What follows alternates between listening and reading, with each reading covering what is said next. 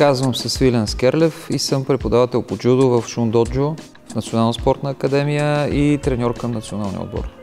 Занимавам се с джудо повече от 30 години. Започнах да тренирам като дете, само че не джудо, а самбо. В моя град, аз съм от Ямбол, нямаше джудо.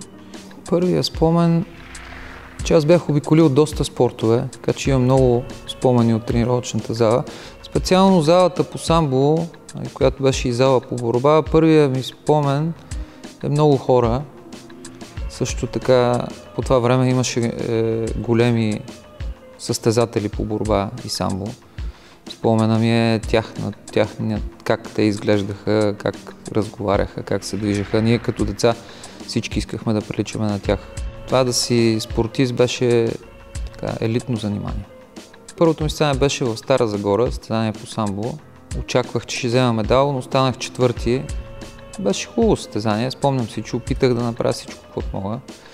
И си спомням връщането от състезанието във влака, че много разсъждавах по темата. Защо, как стана, какво трябва да правя и така. По време на състезанието беше положителна. След състезанието не бях много доволен. Тоест, чувствах се зле, че съм загубил и това ме караше да мисля. Имам много ясен спомен как се връщах от състезанието във влака. Там се връщаме целият отбор и аз си мислех, как така, защо, какво стана и така. Това ми е първото състезание. Като дете, една сутрин усещам някой ме бута така по главата. Отварям очите и първият ми треньор вкъщи и вика: "Ставай, отиваме на състезание." И аз обляках се набързо, без преди това да знаем и така нататък. И това дори не беше състезание по самбо, заведеме на едно регионално състезание по борба.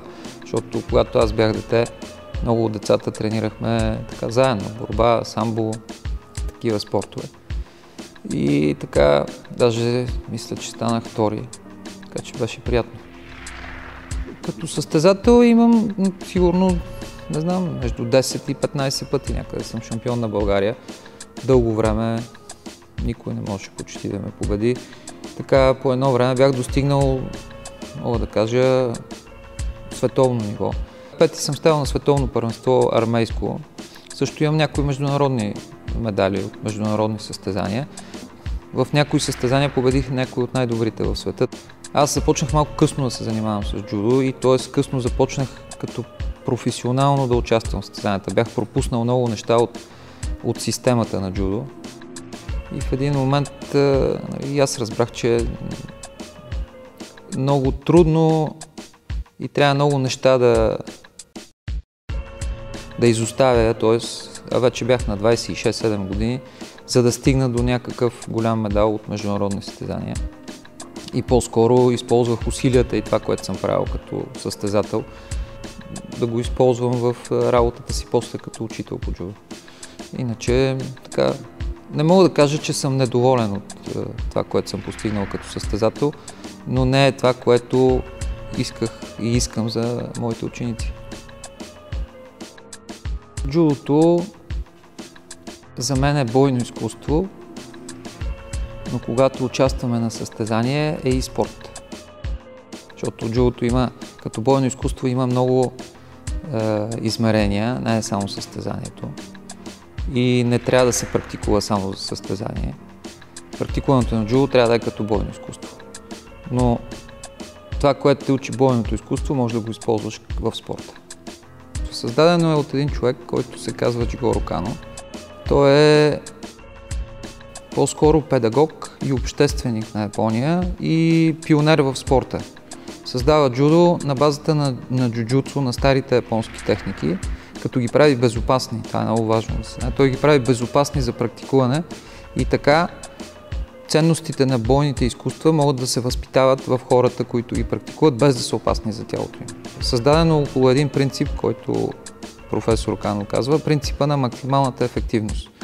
Човек максимално ефективно да използва енергията си, без значение тя физическа или ментална, за да става по-добър. Това е основният принцип на джудо. Джудото е по-скоро бойно изкуство. Ако мога да кажа, ценностите на бойното изкуство пренесени в спорта. Иначе като спорт то трябва да се практикува и да е подчинено на спортната наука и да се готвиш за състезания, както трябва, както пише в учебниците. Но с менталитета и ценностите, от които възпитават бойното изкуство. Главната задача на джудото е да прави характера на хората по-добър. Не е да ги прави нарцистични шампиони. Така да кажа. Шампионството трябва да бъде страничен ефект от еволюцията на характера.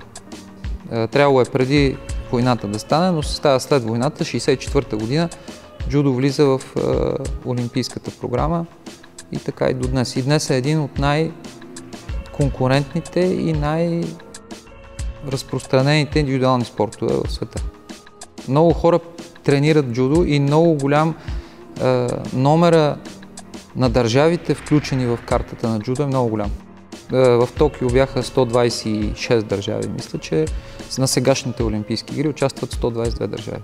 Като от тези 120, участниците са около 400 човека. Значи това е, представете си, професионалистите, може би, които тренират професионално джудо, са около, да кажем, може би са милион. От този милион олимпийско ниво са около 200 хиляди и от тези 200 хиляди 400 отиват на Олимпиада. Тоест, конкуренцията е изключителна и картата е много голяма, защото джудо все още е спорт, който не е много скъп, може да се практикува от всички. Турнира по джудо е от първия ден. Много от джудистите са популярни или известни личности в държавите си и като спортисти, и като хора, и много често са избирани за знаменосци. Ако някой ми беше казал, като бях на 19-20, че ще стана някога преподавател по джудо и така това ще ми е изцяло професията, най-вероятно нямаше да повярвам. Дори и след това стана малко по малко. Когато бях в университета, така тренирах доста сериозно, учих се много сериозно, т.е. изучавах джудо и после и след това и в крайна сметка станах добър и се подготвях за това да стана треньор, да стана учител. Имах бях се захванал с бизнес, различни видове, така правих доста неща, минах през доста неща, но в крайна сметка се оказа, че съм най-добър в това. И постепенно то остана единствената ми професия. Първо бях бат-свилен и така нататък, после се превърнах в сенсей. Сенсей значи учител на японски. И това стана малко по малко с това, което правим. Тоест, опита, който натрупвах, това, което почнахме нещата, които са важни за нас да учим децата и не само децата, те ме превърнаха в учител. Ние създадохме Шун доджо, първо създадахме Шун джудо клуб, но винаги идеята е било да бъде доджо и да бъде място за всички, не само за спорт.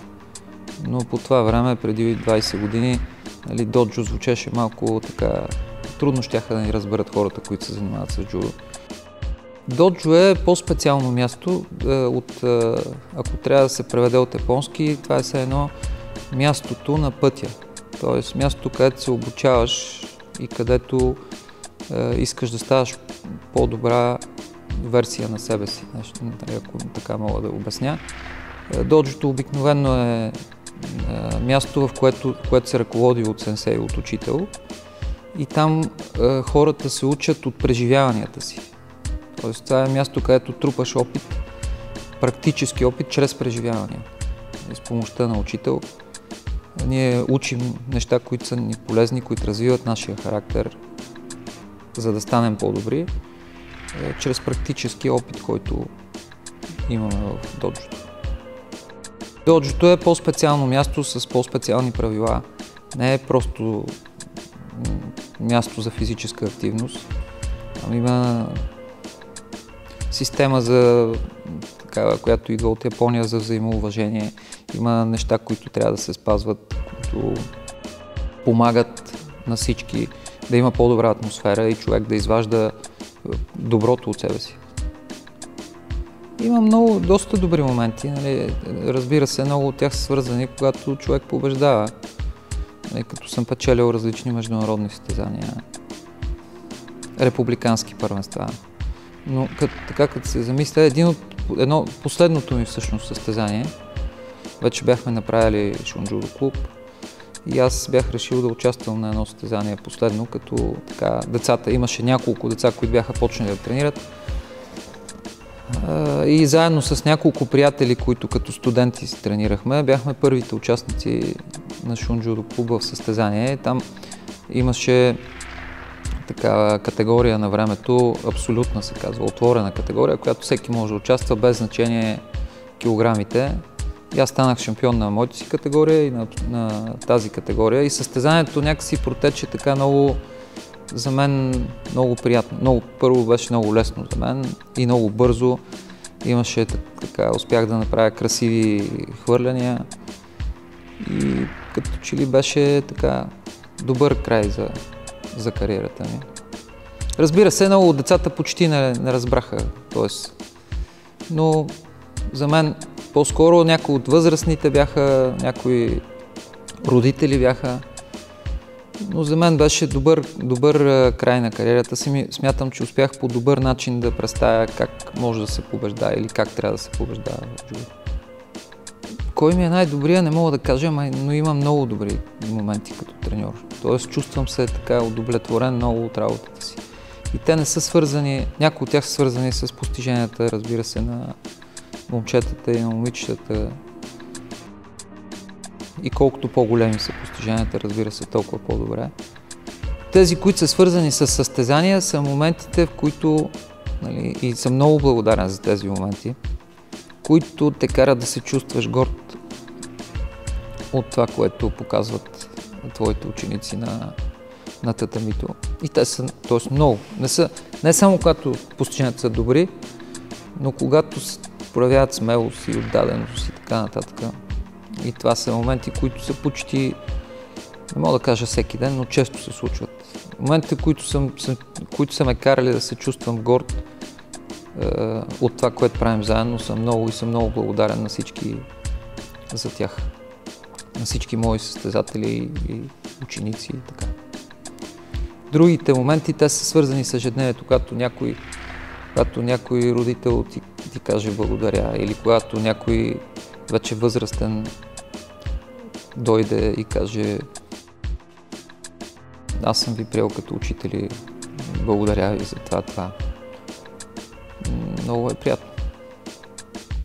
Има възрастни или приятели вече, които са мои, които са едни от първите трениращи в клуба, които после ставахме приятели и до ден днешен сме приятели. И много от хората, те оценяват това, което правим. И това за нас е много така, много хубаво.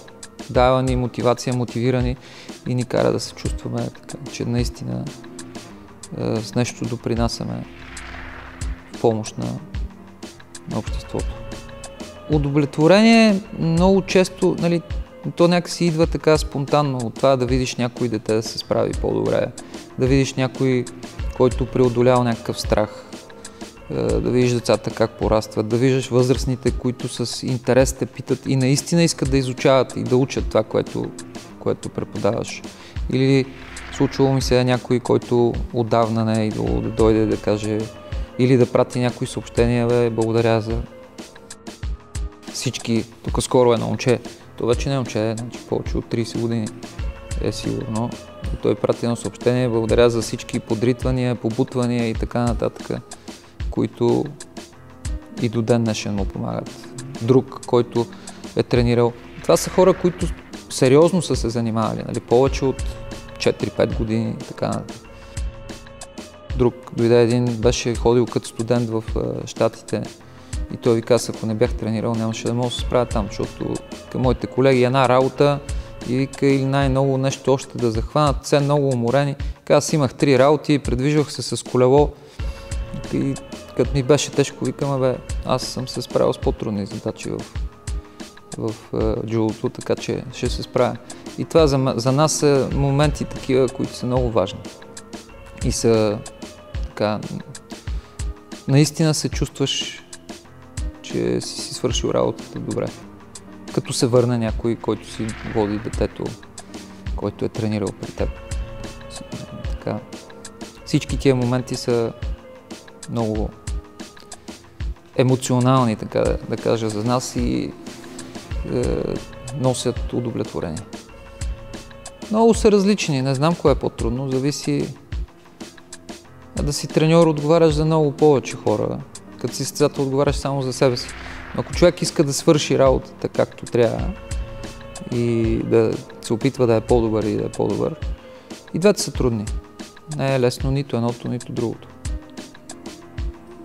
Моят ден почти изцяло е изпълнен с джудо. Прекарвам в залата 7, 8, някога 10, 12 часа. Отделно върша някаква друга работа, която също е извън залата, но тя е подготовка за това, което се случва в залата. Може да протече по много различни начини. Зависи дали имаме състезание, зависи точно какви часове имаме по джудо.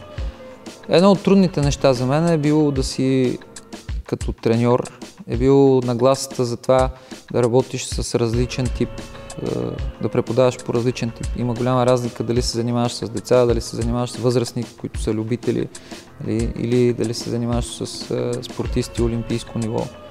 И нагласата е много различна и тази смяна на това какво трябва да правиш и как, и изобщо кои са важните неща и отговорностите и така. Понякога ми е било тежко от това.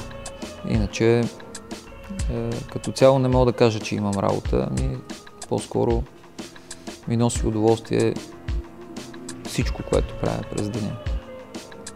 Разочарование, разбира се, има, но не ги приемам като част, като трудност. Просто е неприятно за определен период и трябва да се справиш и да излезеш по-добър от ситуацията. Те са свързани обикновено, когато ако е състезател, като е контузен, ако нещо не си свършил както трябва, ако си нагрубил някой или някой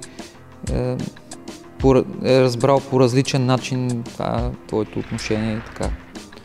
С това са свързани тези неприятни моменти, но са част от работата ни. Да се справяме с такива трудни ситуации, така че не ги приемам като нещо лошо.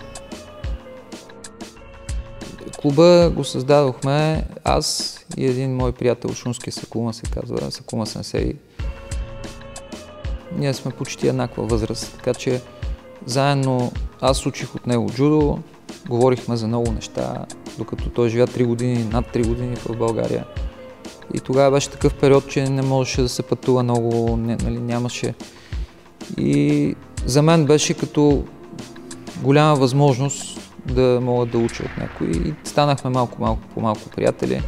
След като завърших аз университета, продължихме заедно да правим разни неща. И в един момент решихме и да направим клуб, който е различен и да има нов подход. Да не е само като спорт, както обясних, защото всички клубове по джудо по това време, че и сега преподават джудо и джудо се развива само като спорт. Ние искахме да направим нещо хубаво и една от причините, която ясно мога да обясня и която сме си говорили двамата с него и с другите, още 2-3 момчета имаше заедно с нас, които участваха в създаването на клуба. Една от причините е израз за българска работа, т.е. искахме да променим българска работа, да не е нещо да не звучи лошо, както се възприема, а да звучи добре и да го променим и мога да кажа, че до голяма степен успяхме. Не в България само, ами и много хора и в чужбина в момента ни уважават за това, което правим, имаме много приятели и оценят това, което правим.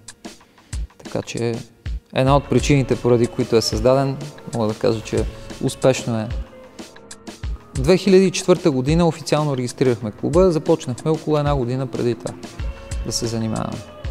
Първият човек, който е тренирал при нас, в момента още тренира и дори създаде цяла група около себе си от възрастни, което за мен е изключително много приятно се чувствам това.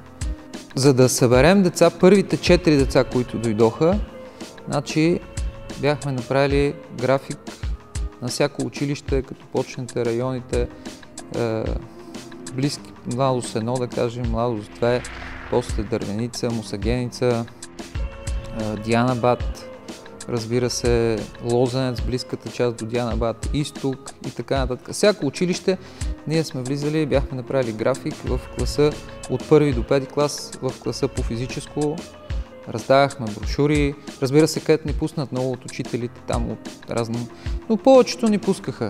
Да не говорим, там лепяхме по спирки, пускахме по пощи и така нататък. И от цялото това нещо дойдоха 4 деца, 4 или 5. Това е 2004 година.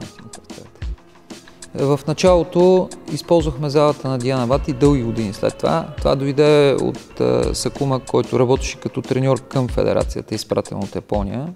По това време не стъпваше крак на джудист в залата по джудо. Ние започнахме да използваме първо сутрин рано, водихме тренировки от 6:30. После започнахме да водим вечер от 7:30 или от 8 беше, не помня. Малко по малко направихме и за деца. Но да кажем, първите 4-5 години сме имали 2 деца, 3 деца, после 0, после пак 2-3, после 5-6, после пак нещо намалят, после пак са повече.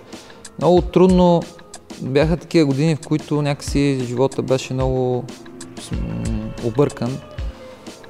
И още повече имиджа на спортовете като нашия, да не говорим, първо хората не разбираха бойно изкуство, нали, представяха си го, че трябва да се бие някой и така. Общо взето имиджа беше много лош на джудото и много от хората, които после продължиха или като деца, които са идвали, после ни разказваха, че родителите им едва ли не са ги спирали. Много от така, добре възпитаните и умни деца, които бяха на времето, които можеха да променят доста от имиджа, обясняха, че родителите им до някъде са ги спирали. И в началото най-вероятно това беше трудно, защото и ние не бяхме клуб насочен към спортен резултат, по-скоро обратното. И това малко по малко се промени. Тоест, ние започнахме като уж клуб, но като доджо. С времето обаче нашото доджо има и спортна част. И той също не е малка част, така, спортния клуб от нас. Но в началото беше трудно, доста трудно. Ние проявихме така голямо упорство, докато в един момент децата не станаха 20, 30, 50, 100. Възрастните станаха повече. Кога по-малко, кога повече. И така, вече 20 години. В момента имаме всякакви групи. Като се започне деца между 4 и 5 години, от 5 до 8 години, деца от 8 до 12-13. След това имаме след 14 години трениращи, имаме възрастни, които между, да кажем, някои почват от 20, някои почват на 40, абсолютно начинаещи. Имаме състезатели, малка част, но т.е. те са малко като бройки, но са добри. Имаме състезатели олимпийско ниво, имаме републиканско ниво, момчета, момичета. Вече сме 5-6 треньора, има няколко човека, които работят като треньори, но не им е професия, т.е. те са доброволци, а и почти всички треньори, да не кажа всички, имат по 2 работи или 3 работи. Нали? Това не им е основна. За мен само джудото е основна работа, но работата в доджото не е само тя. Всички работим на по още 1-2 места. И това е една нова като игра направена. Идеята дойде от Анастасия. Това е нещо по-скоро за децата и могат да участват всички, които са над зелен колан. Колкото по-често идват и колкото по-добре се справят в заниманията и не само получават оценки и за нещо като, ако така да го кажем, като лидерство, когато могат да създадат нещо, когато помагат на останалите, когато са редовни, когато успяват да запалят някой или да направят нещо добро и за другите, получават бонуси. Идеята беше така, че децата обикновено играят на разни игри, в електронни, там всякакви игри в телефоните, които имат подобен тип, за като направиш нещо, получаваш еди какво си и така нататък. И решихме да създадем нещо подобно и само че в реални условия. Тоест, те да имат реални цели, които да постигат и за тези цели да получават точки да събират и накрая на месец, на 3 месеца, годишно всеки да получава някакви награди, който е заслужил, разбира се. Всеки родител може да очаква от нас добро, внимателно отношение към детето си и старание към това да го научим на това, което знаем, да го научим всъщност на това как да става по-добър, какво трябва да прави, какви усилия трябва да полага. Но това, което най-важно, което трябва да знаят родителите, че ние по-скоро можем да помогнем на тях малко, но основната задача е тяхна. Ние можем да покажем къде и какво трябва да се подобри, къде има някакви проблеми, но не можем да направим децата, нито можем да ги направим световни шампиони, нито можем да ги направим по-дисциплинирани, нито по-възпитани и така нататък.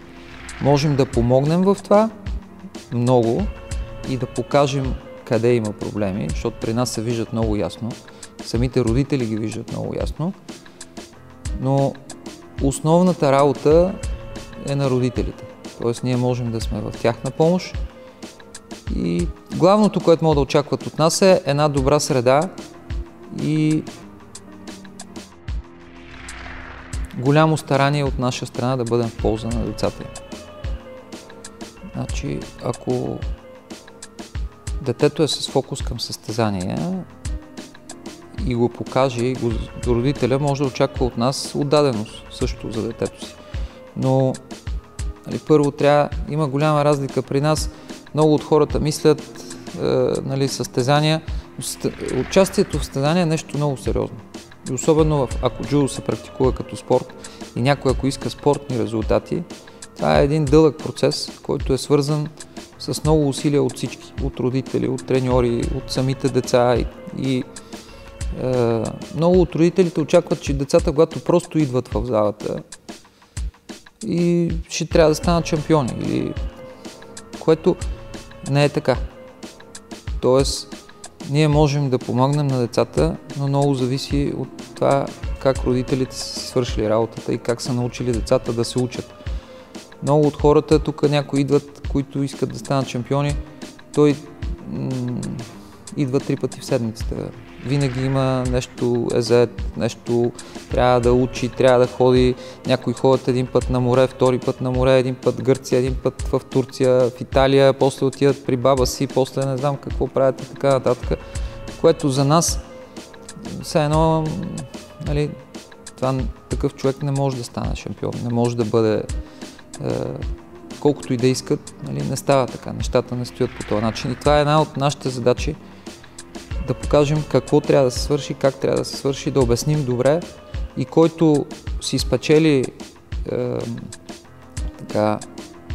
нашето доверие, че наистина иска, че наистина може, ще получи нашите усилия колкото е възможно по-добре. Като създадахме Шундоджо, първата група беше на възраст. Всички бяха хора, които бяха над 30, около 30 или 40. И идеята беше, т.е. нямаше състезатели. Идеята беше джудо да се преподава като бойно изкуство. И всъщност хората, много голяма част. Всеки идва по различна причина. Някои идват просто така да се натоварят физически, да се усетят приятно. Други идват, защото искат да изучават джудо. Трети искат, имат някакви за самоотбрана, да се учат как да се защитават и така. Всеки има различна причина, но хубавото е, че голяма част от тези хора, почти всички тези хора, искат да изучават джудо. Тоест, и така имат голямо желание, питат ни, искат да учат. Даже някои от тях имат така по-добър подход, отколкото някои, които искат да стават състезатели. Същото могат да очакват едно внимателно отношение и помощ, една добра среда.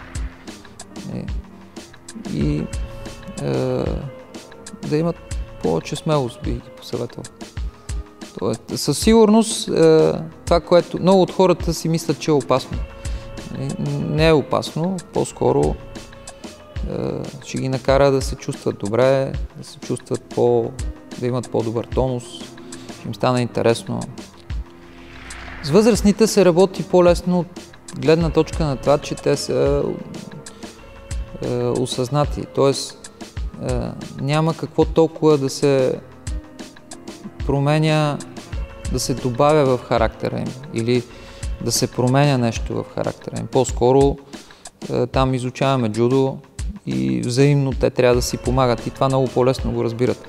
Докато с децата елемента, който е възпитателния и в който по-скоро сме възпитатели и учители, отколкото хора, които ги обучават в джудо, е по-важен. Той е по-скоро джудото е инструмент, чрез който ние се опитваме да възпитаваме хората, които са при нас, нашите ученици.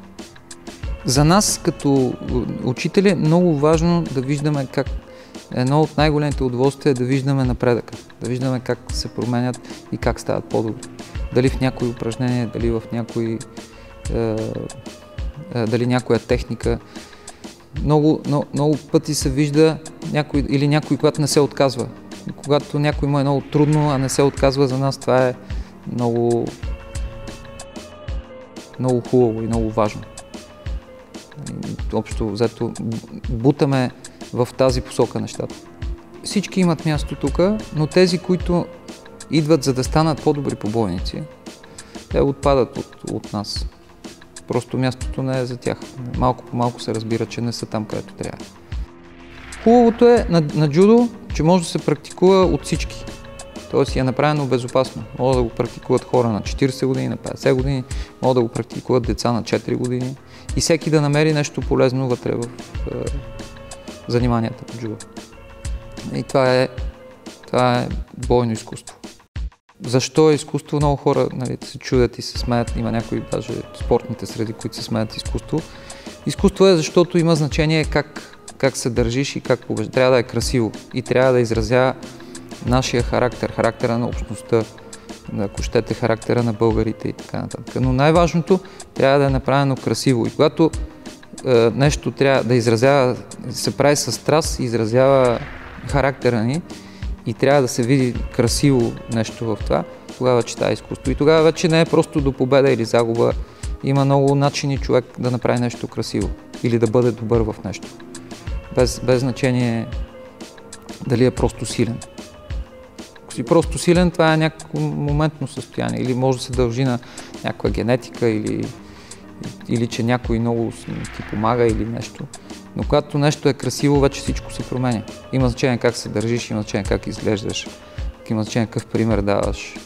Трябва да си, ако щете, всяко място, където отидем ние, се стараем първо да стане по-чисто, да стане по-приветливо, хората да изглеждат по-добре, да са учтиви и така нататък.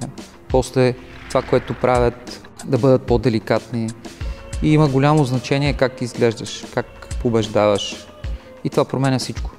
Не е просто игра на победа и на загуба. Има значение как. Имаше дамска група, която е на майки, които тренираха децата им. Тя не просъществува много, но сега също имаме няколко момичета, 5-6 момичета, които идват да тренират. Понякога са повече, понякога са по-малко. Разбира се.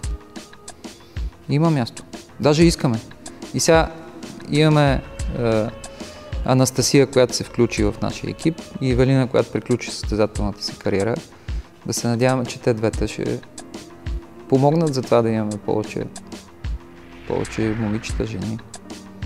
Аз като цяло мисля, че държавата прави достатъчно за спорта. Не малко.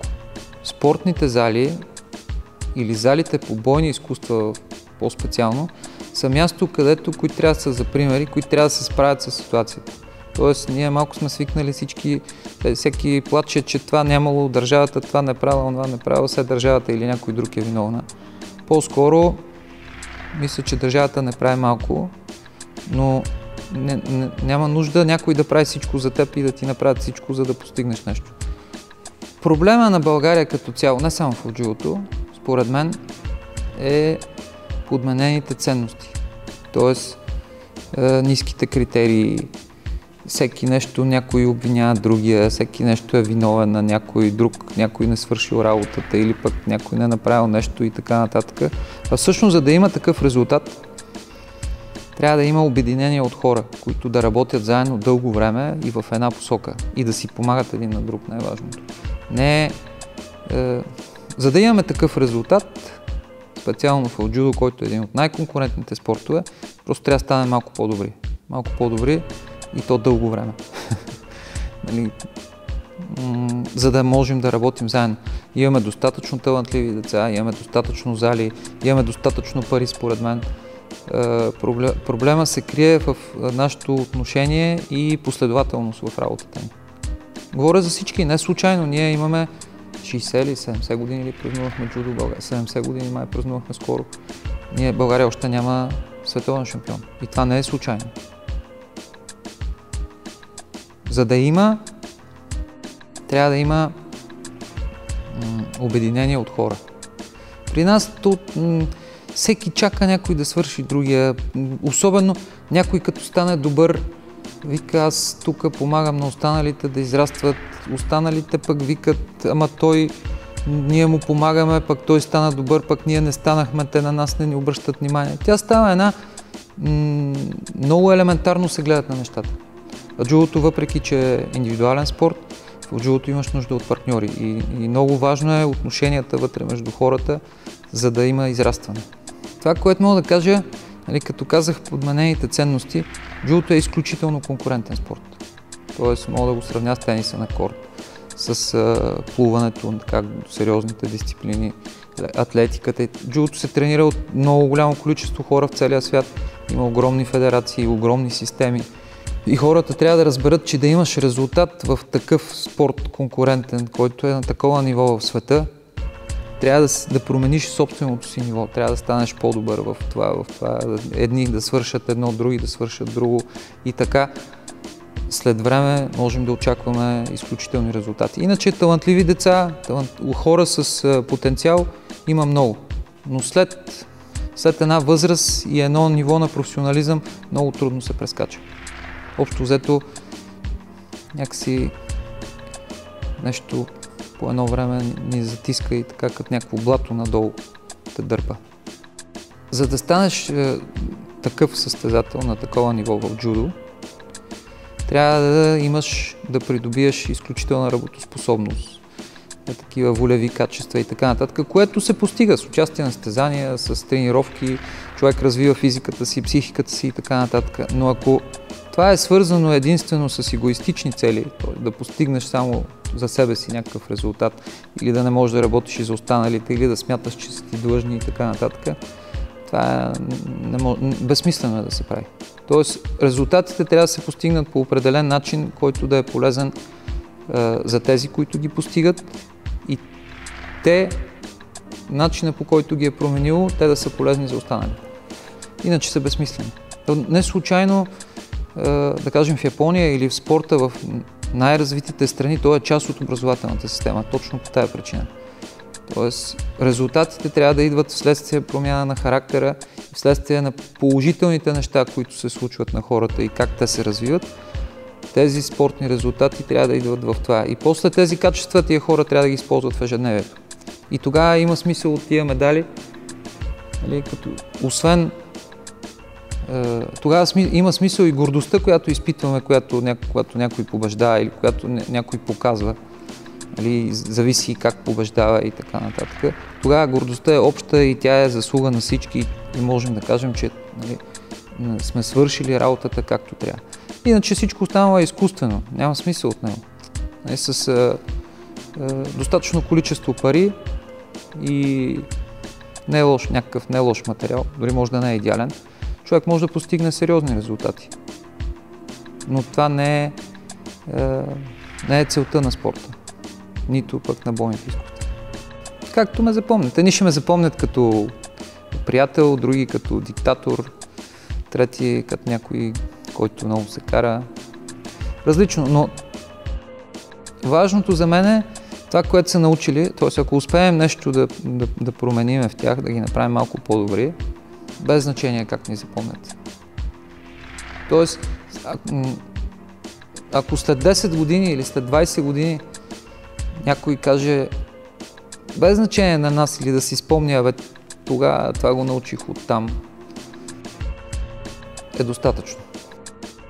Състезанията много емоции ни дават и всякакви. И понякога доста умора. Но винаги е хубаво. Винаги е хубаво.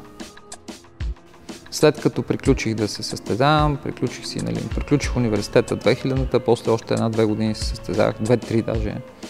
Ходих по състезания, поработвах тук-там понякога, като има време разни неща. Едно от тях беше каскадьорство, защото в България голяма част, да кажем около 70-80% от каскадьорите дойдоха от джудо средите. Защото някои от доайените на каскадьорството в България бяха свързани с джудо и харесваха джудо като спорт. И така, оттам. Там бяха нужни по това време, трябваше да има просто хора, които са дисциплинирани и може да се разчита на тях. И ние бяхме такива. Вършихме някаква работа. И след това, за известен период от време, да кажем, ми беше нещо като професия. И после, когато станах по-сериозно да се занимавам като учител по джудо, спрях. Но там видях също какво значи професионализъм. Най-големия филм, може би, който съм снимал, е един филм с Стивън Спилбърг, казва се Мюнхен, за Олимпиадата в Мюнхен. И по едно стечение на обстоятелствата ме избраха в един момент, в който трябваше да съм просто там войник някакъв, в стаята, в която снимаха актьорите и която Спилбърг беше. И там така успях да видя какво значи да си професионалист на такова ниво и как се държат помежду си. Така беше интересно. Много неща. Всичко към по-добро. Нещо конкретно, понякога много избухвам. Тоест, ако мога по-малко да избухвам, по-добре. Тоест, едно от нещата, за които съжалявам в работата си като преподавател по джудо, като учител, е понякога, ако съм бил груб или ако някой си е тръгнал така с недобри спомени, т.е. в смисъл обидили сме го с нещо и това искам, да бъда по-внимателен малко към хората. Това искам да променя. Ако изключим семейството, всичко останало. Тоест и до голяма степен и семейството ми е свързано с това, защото ако не беше семейството, аз не можех да правя това, което съм правил толкова години. Защото в началото, не само в началото, доскоро, много трудно е да се издържа едно такова място. Особено ако има състезатели. Преди 20 години почнахме от 2, 3, 5, сега сме 100-200, да кажем след 20 да сме 1000-2000. И да се виждат, ако сега можем да видим следващите 20, след още 20 да могат да се виждат следващите 40. Или повече. Да продължава да бъде още по-добро място, където хората да си помагат и да стават по-добри. Много съм благодарен за всичко, което ми се случва. За всички хора, които съм срещнал, на всички хора, които работят с мен, на семейството ми, на тяхните семейства също. Чувствам се много удовлетворен и на мястото си. Ако не бяха всички тия хора, най-вероятно нямаше да е така, нямаше да се случи по този начин. Така че това, което изпитвам към хората, които са минали през клуба или които познавам, които в момента са тук, е така, дълбока благодарност към всички.